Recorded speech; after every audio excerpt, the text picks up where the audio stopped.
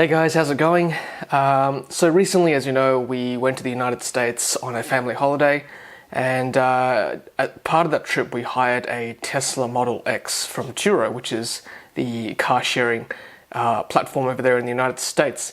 There was a bit of anxiety obviously using Turo for the first time on my behalf, and I guess there always is some anxiety when you use something for the first time. The same way when I used Uber for the first time many years ago, and when I used Airbnb for the first time last year. So I thought I'd put together this video just to help you if you're thinking of using Turo if you are going over to the United States.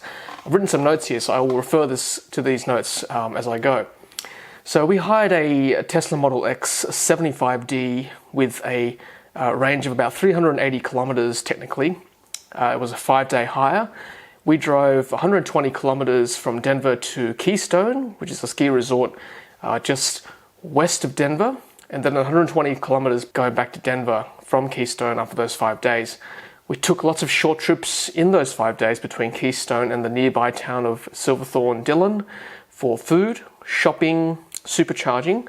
We went to the cinema once, and you might be asking, why did I hire a Tesla and not an ICE? Well, I guess having driven an EV now for 3 years, it was hard to go back to an ICE vehicle. Since I do most of the driving on family vacations, my wife and kids could probably sense my increasing frustration whenever we had to hire an ICE vehicle, which I've done a few times. I guess it's like going back to owning a Nokia after having an iPhone for so long. Previous road trips we'd done across the United States, it's been hard to hire a Tesla because usually it's hard to pick up and return from different cities. So for example, if you had to hire in Los Angeles and then return the car in Seattle, the cost is actually quite exorbitant and probably more than I wanted to pay. But since we were in the one place this time, like Denver, it was a good opportunity to try Turo for the first time, and why not a Tesla? So I booked this car 6 months out from the trip, and I paid with my American Express card. And I guess my specific American Express card insures for car hire, but I had to double check with them just to make sure that Turo was legit, that it was covered under their policy. They didn't specifically say, yes, Turo is all good, but they sent me a couple of policy documents, and I was satisfied enough in my own mind that I would be covered in the event of an accident through American Express. The owner himself was fantastic. He communicated really well. He responded to my messages almost immediately via the Turo app. He actually sent me instructions on how to pick up the car when I first booked the car 6 months prior to my trip. And then he made contact a few days before my pickup date, which was fantastic. The car itself was in fantastic condition when we picked up the car. We picked it up at Denver Airport multi-story garage, which is a short walk from the terminal, and the owner texted me exactly where the car was parked. I paid for the airport parking, which was $28 US, which the owner promptly reimbursed via PayPal. I'm always curious with how key transfers work with car sharing platforms. So in this scenario, the keys were in the frunk of the unlocked Tesla.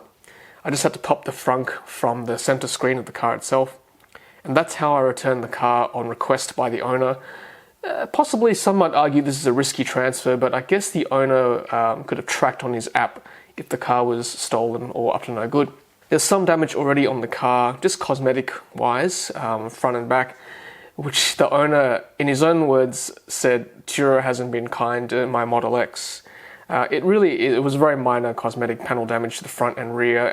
On the windscreen itself, there were some chips from rock damage, I guess, when the car was at speed, and they'd been filled already. New mud and snow tires were fitted, which were adequate for driving on the freeway from Denver to Keystone, Colorado. And the interior was in great condition. The center console UI of the car worked perfectly, as you'd imagine. It's a Tesla, so you know it's going to work. It needed a software update, but I didn't update it for him because, first of all, I didn't have the car in range of Wi-Fi, and I'm not the owner, so I don't want to take responsibility for anything that might happen. The car drove well, as expected, apart from the fact that I was driving on the opposite side of the road, which I'm fairly used to by now because I've driven in the United States a few times, so that wasn't a big issue. Driving the Model X, when I got it, it just felt so familiar.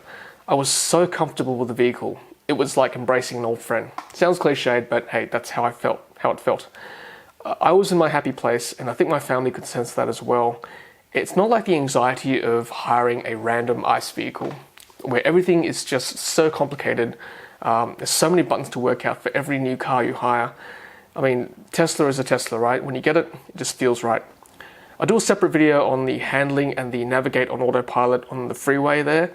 My first time using NOA, given that it's not quite fully available in Australia yet, asterisk. I'll also do a separate video on charging the Tesla in cold weather. I learnt a lot over this trip, especially when you can't rely on a wall charger when you park your car each night. That was interesting, which I'll embellish a bit later on in a separate video. Obviously, being a rental, I didn't have the convenience of the Tesla app available to me. This didn't worry me too much, except when I was supercharging. There was a nearby Starbucks at the place we supercharged. You can go in for food, coffee, restrooms. I guess I didn't know how much time I had before it would cross over to idle fees. So that's one thing, I guess. I'll touch on this a bit more again in the separate video I'll do about owning a Tesla in cold weather. One thing I'll say about the Model X Falcon Wing doors in the second row, I guess that's one reason why I never considered buying one for my family. I was concerned about the perceived inconvenience and possibly how much it would stand out opening and closing in public places. But I guess in reality, I was actually quite impressed at the mechanics of the door. The sensors on the whole were very good, and they opened without issues, mostly even in tight places, which I was impressed with. I still asked the kids, though, not to be too close to them as a precaution.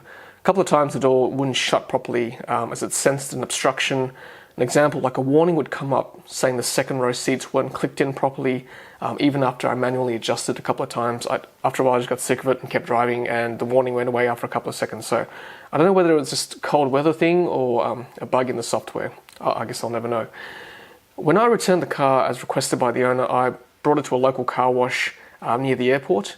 He had an unlimited pass, which I used. I'll upload a separate fun video of the car going through the automatic car wash, which the kids really enjoyed. It actually did quite a reasonable job. Cleaned the car pretty well. We also cleaned the floor mats and the footholds from all the snow and sludge from our trip. The owner was kind enough to offer it for me for another night if I wanted, as the next rental was not until the following morning. When you return the car, you've actually got to check out from the Turo app. Just a word of warning for you guys if you're thinking of doing this. Make sure you take about 10 to 15 photographs of the car on your return of both the exterior and interior, as the app will ask you to upload them. Also good to protect yourself from any liability between your dropping off and the next person picking up the car. I left the car park ticket in the car, and then the keys in the front of the car. It'd be interesting to see how the handover is done if I ever hire another Tesla in the US via Turo.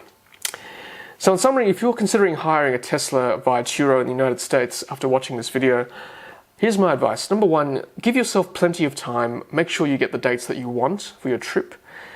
Check your credit card company actually covers Turo under their car hire insurance policy.